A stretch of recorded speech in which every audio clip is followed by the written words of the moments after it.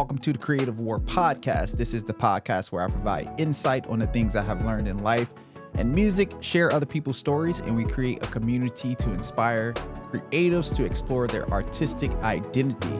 Today we got a special guest. We got my brother Myron Butler in the building. How you feeling today? I feel good. Thank you for that round of applause by that audience. I love it. Absolutely. I feel like we don't really got to introduce you. Most people in my community already know who you are. But for the sake of it, you are a gospel artist, a producer, vocal arranger, husband. What else? What else am I missing? I'm the janitor. I'm the barber. Yes, sir. There you go. I'm the landscaper. All of that. That's so good. I want to dive into your career in the gospel music industry. Where did you get your start at in the gospel industry? So yeah, in the gospel industry, I got my start being a part of a choir. And you know what? Actually, before that, I got my start doing choir workshops and actually songwriting. I had my first song published on the DFW Mass Choir album. The album was Another Chance. I wrote a song called Lift Him Up. Okay. And then after that, I got a song that I interestingly enough co-wrote with my mother-in-law. At that point she wasn't, but she has since become. She's actually an original member of the family, and we co-wrote a song on the Kirk Franklin Christmas record. Yes, sir. And then iconic record, by the way.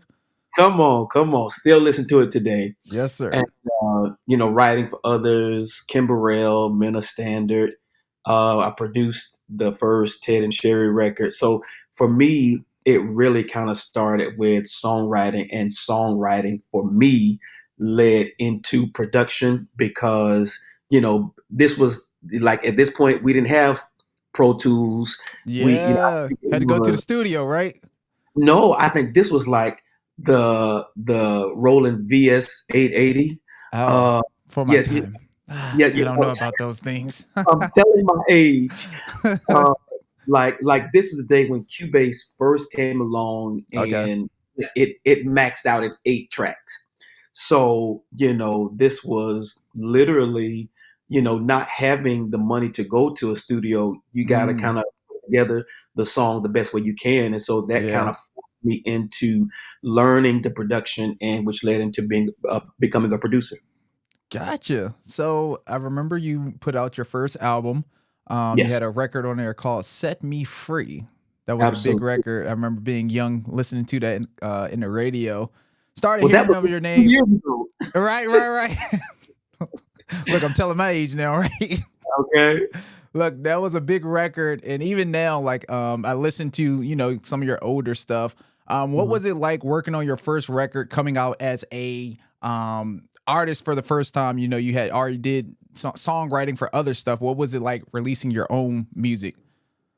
Well, I mean, for me, it was both liberating and nerve-wracking at the same time. Talk about that. Liberating in the sense that I now get a chance to express myself, creatively on a record, to take 10 songs to express myself and to kind of communicate, this is what God is saying to me.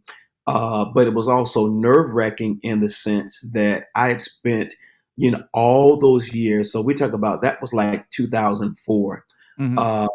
I started singing with Kirk Franklin and God's Property probably around 1996.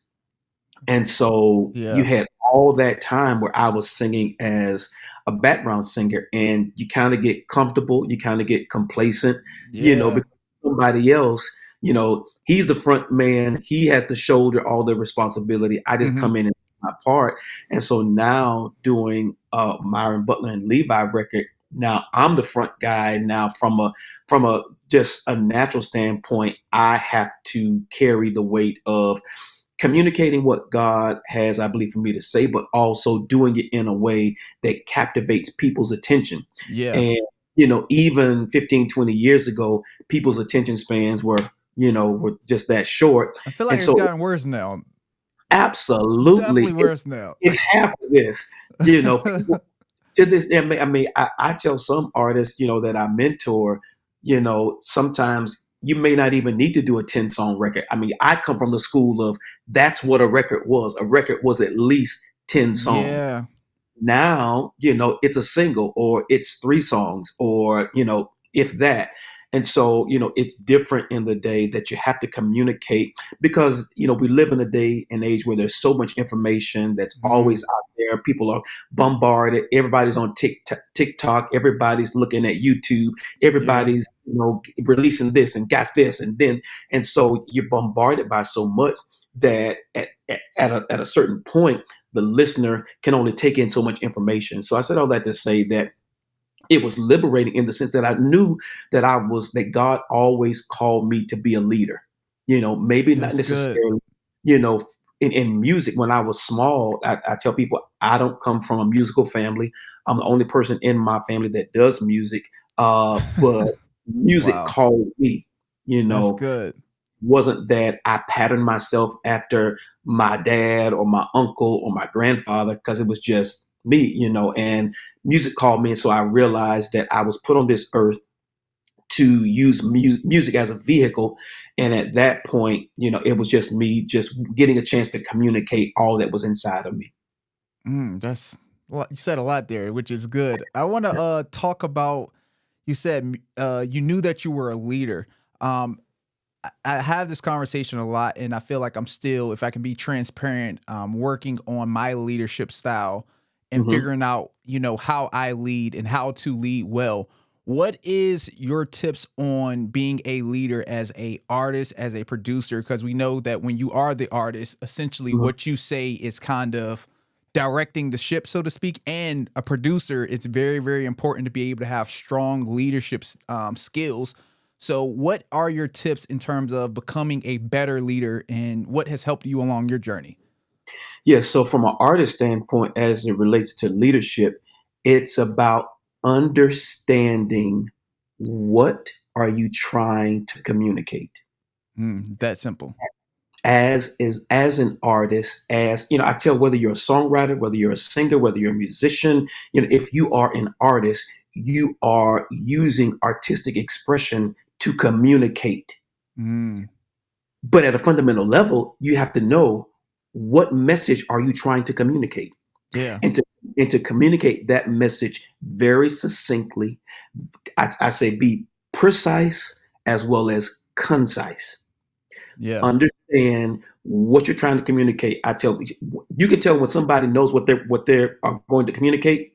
They don't need a long time to communicate. Come You can on. get right to the point of what you're trying to communicate and Yes, communicate it effectively. yes, I feel like from a artist standpoint, as it relates to leadership, you cannot lead if you are not authentic. mm, Must be authentic, because if you are just a carbon copy of another original, then you don't know what message you're trying to communicate, because you're consumed with emulating something that's already been done. yeah, yep, So know what it is you are trying to communicate, and to be authentic in your communication, because whether we are in the church, whether you are in mainstream secular, authenticity always connects. You may not connect with 6 million people, yeah, but people identify with an authentic message. Now, as it relates to a producer, from a this has always been my mantra as it relates to a producer and leadership, as it relates to production and be sitting in the producer's seat, yeah, is to be able to interpret the artist vision, if they have one, when they come to the table, if they have yes, vision, to be able to ingest that, to take that in and to interpret it, and now devise a plan on how to bring that artist vision to life. yes, You have to lead that. All right. yes, They supply the vision, you supply the roadmap, so that the vision comes to life. yep, And at that point, what has been very important, and what has been my driving force, is I don't want to submerge the artist sound, vision, plan, whatever that is, in the sound of Myron. I don't want to drench you in, yes, I struggle with, some people like, I want to be, whenever they hear this, they know that it was me. I don't, Yeah. I don't know if I necessarily want that for me, Gotcha. because Okay. as a producer, I want to use the tools that I have to bring out everything inside of you. Now, yes, it's filtered through my musical experience. It's filtered through my musical tenor or timbre. But like I said, I don't want to shroud or cover you as the artist in me as the producer. I want to Yeah. just be the vehicle. That's good. That's so good. Since we're talking about producers, and I know you've done a lot of records, you've worked on a lot of different stuff through your career. Who's Yeah. been your favorite producer that you've worked with that you're like, I want to put them on every record that I've worked on, and our relationship is just perfect. What's that producer? Who is that? Yeah, that would be my co-producer friend, Aaron Lindsay. Oh He yes. he and I have worked together since Never Would Have Made It. Got So you sung backgrounds on that record. yeah, so I basically arranged the background vocals, Oh, and we got to talk about that, but keep going with the producer part. We got to talk about that. Got to. so our co-producing kind of relationship and brotherhood has been, Aaron handles music, Myron handles vocals. And so at that point, it's this perfect synergy. And at this point, we already know whether it's, I mean, we've done records for Marvin Sapp and Alvin Slaughter and Yeah. I mean, it's so many. I can't even remember them all. Right. We have such a rhythm that now it is, it's kind of like you when you work with somebody and you can finish each other's sentences, kind of how, this person is going to approach base, and not that says that they only do one thing, but Yeah. because we work together for so long, we just click. It just clicks. And, over these, 10, 15, almost 20 years, it really has been a relationship that continually births, great music. And it's not necessarily about, because for me, this is just where I'm from. Yeah. Yes, God has blessed me to be a part of records that were extremely successful from a sales and impact standpoint. But for me, the fundamental foundation of anything is for this to be a very sound music presentation. The music Mm, presentation has to have integrity, has to have like good bones. And so for gotcha. me, that's something that I'm thankful that he and I have always worked together. And that's probably the best, producer partnership that I have to date. That is good. So I want to talk about the Marvin Sapp record, Thirsty. Mhm. Mhm. I feel like, me personally, and I'm gonna do a video about this, like my top 5 favorite records of all time. And Okay. I was born in 96. So some people may, crucify me and say, So, you born in 96? born in 96. So Wow. my music taste is a little different. Okay.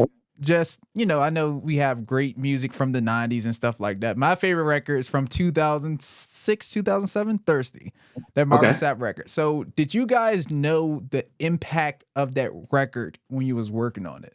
No, never. What was the thoughts in terms of, you guys are working, getting ready to work on Marvin Sapp Thirsty record? Was it just like, oh, we gonna do another record? How was that? Yeah, I mean, well, that was the thing. So that would have been the first record that Aaron and I worked together on. Let me kind of try to think back, because we were friends before that, and we actually met because Aaron produced a lot of great records before then. Yeah. But Aaron produced a record for Walt Whitman and the Soul Children of Chicago, Okay. and Walt had to sing at a conference in like East Texas, somewhere in the country in Texas. And Aaron was there playing, and I was there singing as well. And that was like the beginning of our friendship and partnership. And so we would talk, it's like, man, we got to work together. We got to da da da. Yeah. And so the Marvin Sapp record, Thirsty, was actually the first record that we worked on, like from beginning to end. And, at that point, Marvin had already had an amazing career being a part of Commission and Mm-hmm. even the other, solo records that he had Solo. done. Yep. So at that point, we just wanted to like, okay, we're up to bat. We got to try to hit a home run Yeah. from a completion of the record standpoint. And I also tell, producers, and it's kind of a different day now, but in Mm-hmm. those days, you wanted to really establish a good relationship with the label heads, the heads at Okay. the label, so that they would trust you with more production work with artists on their label. So Gotcha. that's Okay. what it's about. We just wanted to do, a record to help bring Marvin's vision to pass. Okay, the record company is trusting us to do it. We want to we want to reassure them that we can do it and we can do a great project. We had no idea. Kel, Dang. we were in the studio. I can vividly remember us in the studio. I'm in the studio with the BGVs and we're doing the overdubs to the song Never Would Have Made It. Mm-hmm. We had no idea. Just We had, another regular session on a Tuesday. We singing about Never Would Have Made It and didn't and know that's the it. impact. Had no idea. Were y'all like, this is a really good song? Like this is good work, or was it no idea? Literally. It was no idea. I mean, we're in there because at that point, I mean, this was also again in the day. I mean, we get, we get in on Sunday night or Monday morning and we're Mm-hmm. rehearsing up until Thursday. So we're trying to get all 10 songs up under our belt. And so at Yeah. that point, just because of the pace of everything, it was like, okay, yes, it's another song. Now, the only thing I do remember at the actual live session when we did that song, because there was a lot of his church members there, Gotcha. they did this exploded when he sings Oh, because the song was birthed in church, in yeah. the church services. So they connected really well with the song. But for us, we were like, okay, song number 9, check, done. That's it. Wow. That's so crazy. Like I think I'm like intrigued by that process of. I heard somebody say when you say a record or a song is going to be a hit, it's probably not a hit. It's going to be them songs that you don't think is, it's good. It has substance to it, but God does. He blows our minds with stuff like that. And I think that's very interesting. Yeah, I mean, because if come on now, if we're honest, if we could say, oh, that song is going to be a hit and it's definitely going to be a hit, then at that point, we're not relying on God, we're relying on human ingenuity. And if I take this equation, this person with this person, Yes. this message, then I'm going to manufacture this. And that's not how God works. That's not how he breathes on things. It is, like you said, those songs that we didn't expect, those songs that, we was like, okay, it's kind of like David, Yeah. coming and everybody gets picked and over David, but David is a chosen one. Come on. Same scenario, because even with Kirk Franklin and while we sing, it's like on that session, that wasn't the song that like, oh, that's gonna be the one, that's gonna be the For one. real? And 25, 30 years later, the song is, and so at that point, what that says to me is to be authentic, to communicate honestly what's on your heart, what you believe God will have you to say, and Mm-hmm. let God increase. That's good. So this is a genuine question. How does it feel to be a part of history? Like in terms of like just gospel music, Yeah. like what does that feel like? It's humbling.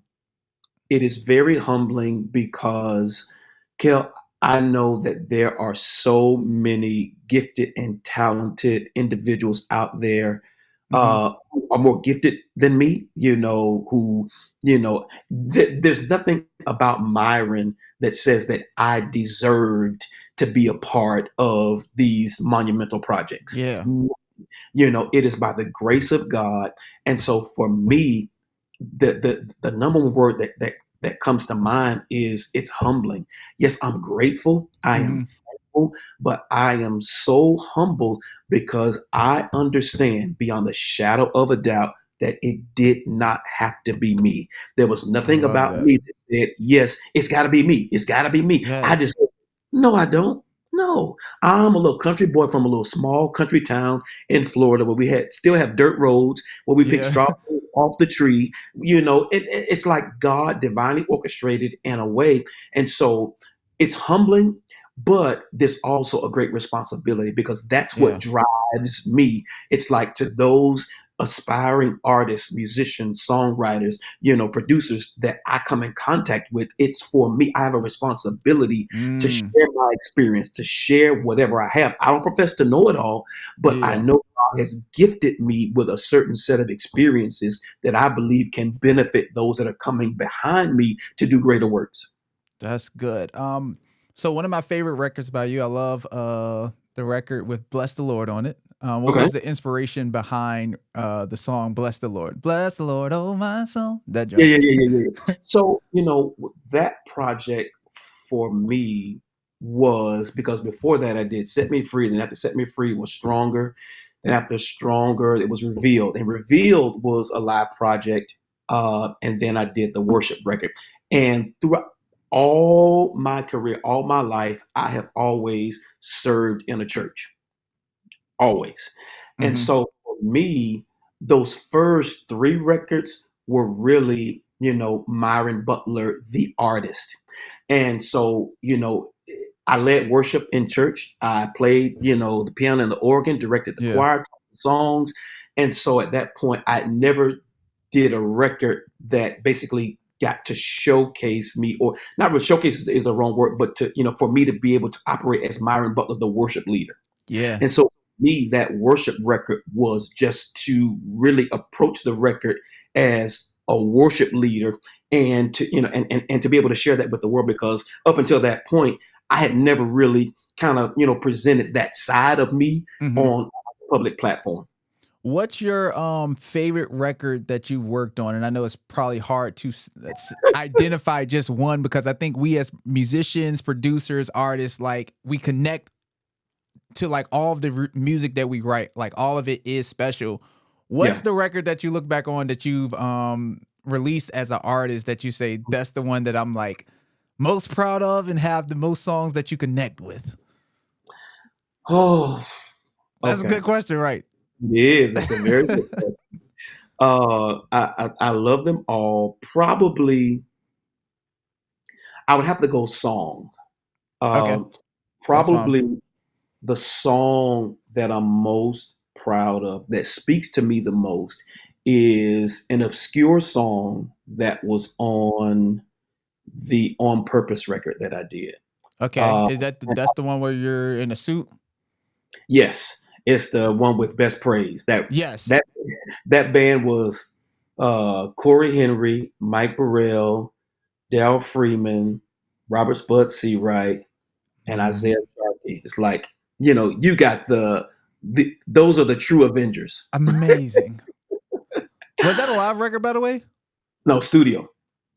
That was Gotcha. a Okay. studio. So to have those geniuses in the studio, you just say, hey, here's the song, and you just kind of let them go. You know, that's legit, get Jordan, Kobe, Yeah. LeBron, all, on the same team. Um, but the song that speaks to me the most, or that I connect with the most, like I said, it's an obscure song. Probably 95% of the people hadn't heard it, but it's a song uh, God wrote through me, called "You Call Me," Okay. and and it simply says that you call me what I shall be until I become what you Mm, call me. And it was at a very interesting time in my life mm-hmm. where I understood the call of God, and how if you grow up with a certain set of deficiencies, if you grow up with a certain set Mm, of, hey, this is where I come from. It wasn't the most ideal situation, but God will call you a thing and it looks nothing like where you are or what you have mm, potential to be.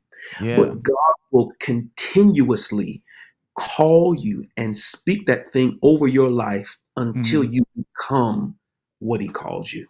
That's good. And for me to be able to see that in my own personal life, it is really one of just those songs that, man, it's special. It's special because I got to also work with the genius of Matt Jones.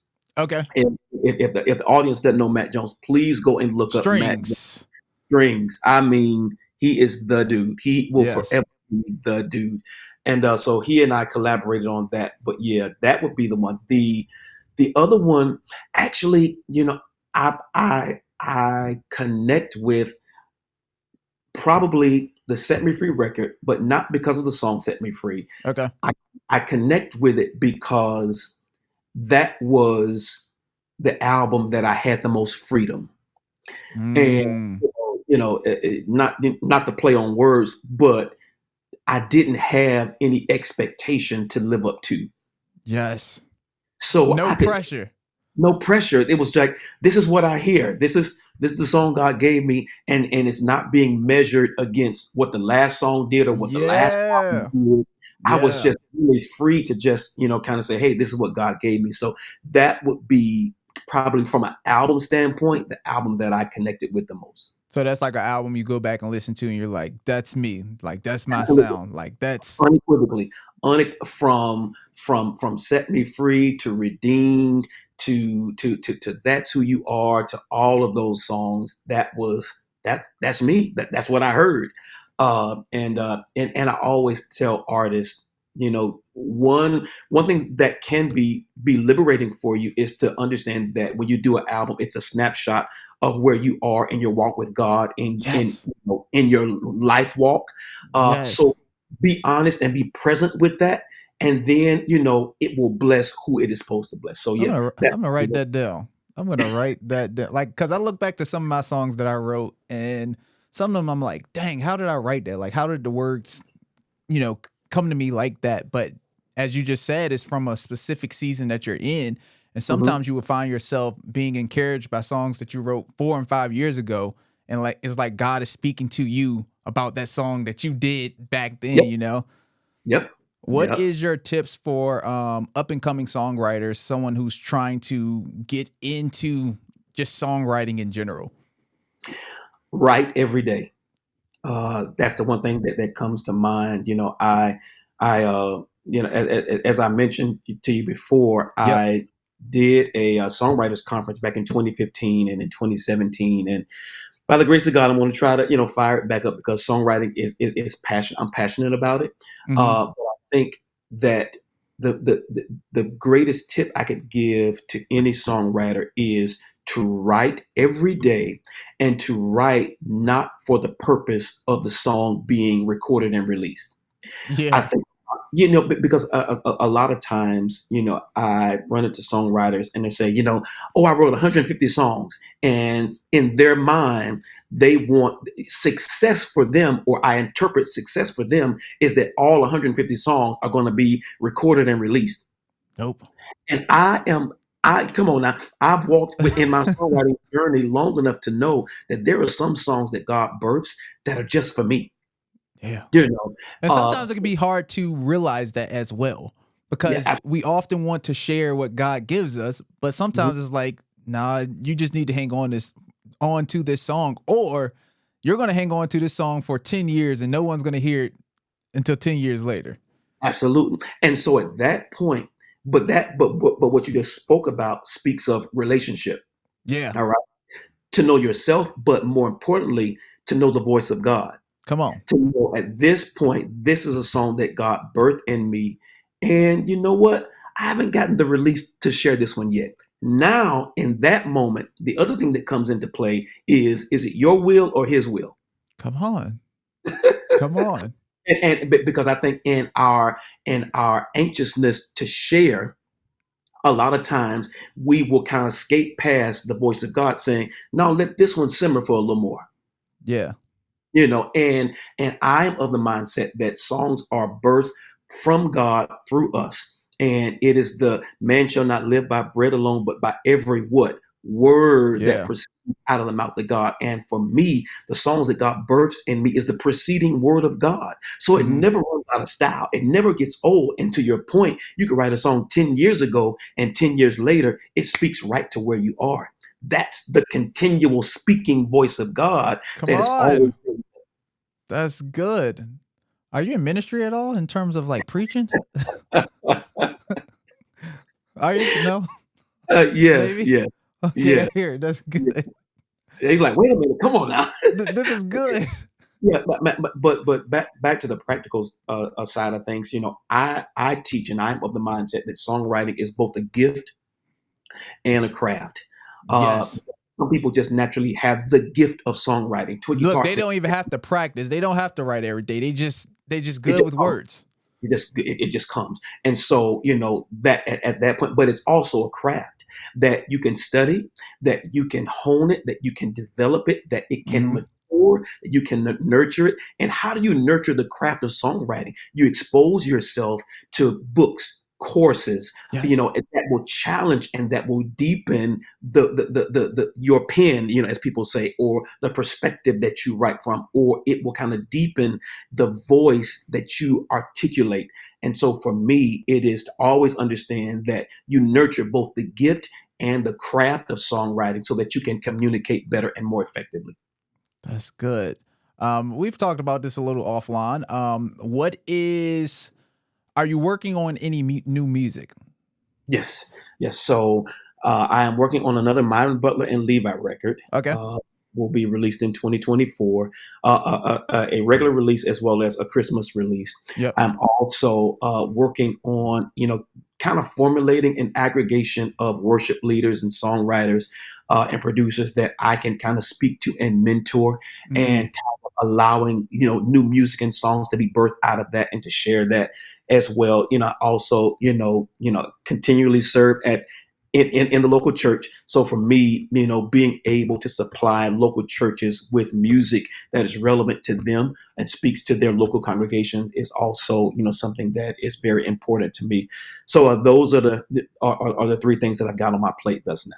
That's good. When did you release your last album? Was it 2020? Yes. Yeah, so this is 2023. Yeah, I think the Andre Crouch Mm-hmm. tribute record, yeah, maybe that was 2020 because I know it was during COVID. So was that still Yes. COVID? Yes, 2020. Yeah, So yeah. so I know I just asked you, are you releasing any new music? From your standpoint, do you ever get anxious to release more music when it's been a while? Or is it one of them things of you're willing to wait on God's timing in terms of the perfect times and stuff like that? Yeah, I mean, I've grown to the place There we because go. I think we live in a society with social media and with the constant barrage of da da da da da da. It's always something. It's always something Yeah. that it will entice you. Come on. And I use that word purposely. It will entice you, excuse me, to feel like you always have to be doing, you always have to be Mm, released, always have to be in front of people with something. yeah. I'm not of that mindset, and That's as you, maturity right there. That's definitely maturity. yeah, well, that's these gray hairs.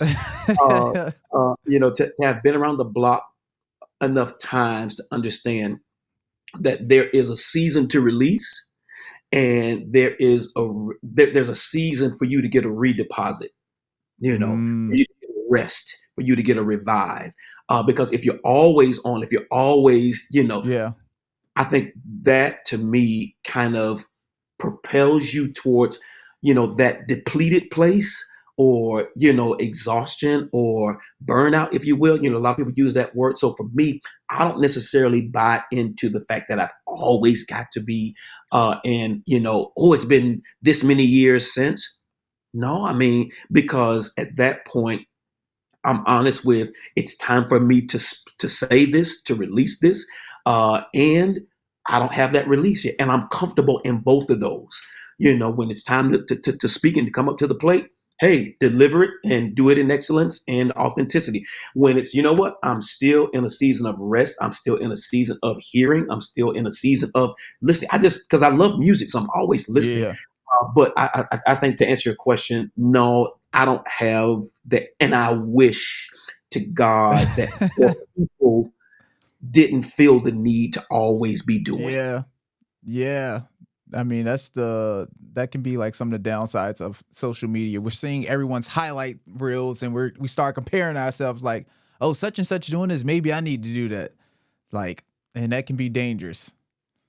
The That can be answer is very, the answer is no, because I think that the whole comparison trap is the thing that is so cunning about it is you'll be in the trap of comparison and won't even realize it.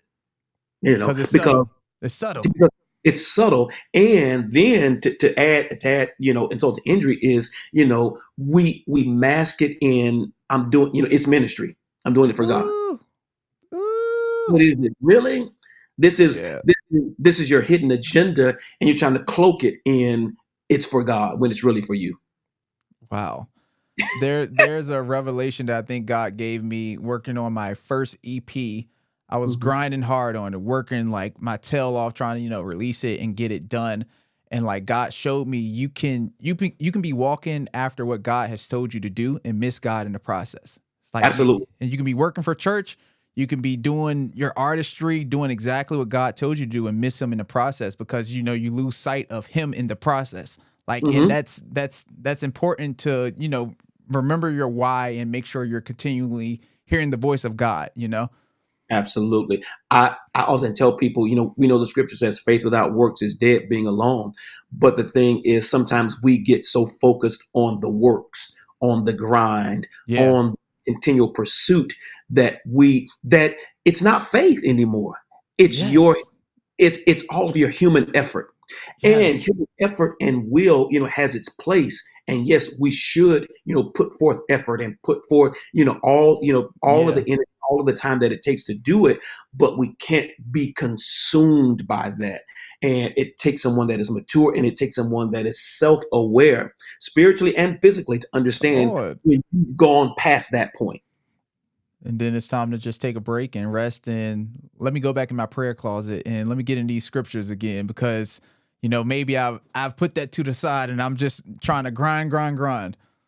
I think that, and I think you have to also be very honest with checking yourself. Self-awareness. And you ain't got to post this on social media. Come on. Sit down somewhere. You're like, you know what? Yeah. I went too far. Yeah. I'm trusting in myself too much. There you go. Mark it so you can say, you know what? Here's where I think so at that point, you don't come up, because if you don't learn the lesson, you're going to go around the same mountain again. Yeah. But I think you have to be honest with yourself, and that will provoke growth. That's how you grow. When you're honest, pruning. And once again, you don't have to have a camera in front of your face when you're pruning. You don't have to write like, and I just want to let everybody know. Focus on that. Let God do the work, as opposed to wanting to tell everybody about the work that's being done. Come on. Your fruits will show. Hello. Myron Butler, everyone. That was good, man. Well, this was fun. We'll have to do this again. I appreciate you coming on doing this podcast. This is the Creative War Podcast. Myron Butler, everyone. Tell everyone where they can find you at and how they can search you online. Yes, online on Instagram, it's Mr. M. Butler. On I was just finna say Twitter. On X, everything's changing name. Right. It's Butler, I believe on Threads, it's Mr. M. Butler as well. Facebook, if there are those that are still on, I don't know what's old, what's new, what nobody does. No, you're good. You're good. Yeah, so Mr. M. Butler or Myron Butler is where you can find me. All things that God has me doing. And thank you so much for having me, allowing me the space to come on and share with you and your audience. Doing an amazing. Thank you. I appreciate you, my brother. Well, thank you. Thank you guys for watching. Subscribe to this channel. We're going to be back with more great content. So thank you guys.